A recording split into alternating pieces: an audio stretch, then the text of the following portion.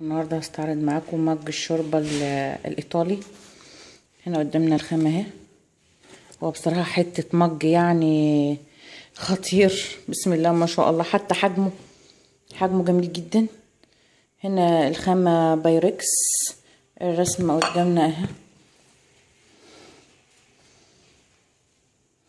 قواقع البحر او اسماك. تمام. لو جينا نتكلم على الصناعه هنلاقيها هنا قدامنا اهي. هو اصلا الطقم بيبقى اتنين مج فقط. هنشوف الصناعة بتاعته. اتمنى بس التصوير يجيبها.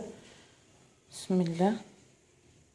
ما اعتقدش برضو ان احط على حاجة غامقة كده ولا حاجة، مش هتيجي.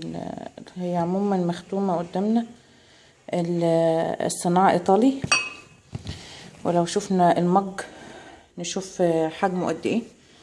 هنلاقي قدامنا المج ده كبير مش صغير، يعني مج حلو اهو، كف الايد.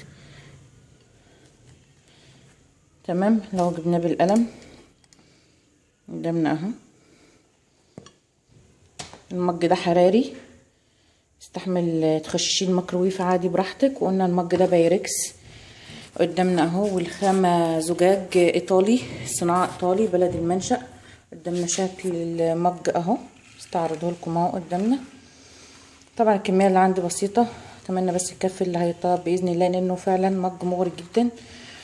واتمنى ان يكون التصوير وضح شكله. وطبعا ده من تصوير ام كريم، والسلام عليكم ورحمة الله وبركاته.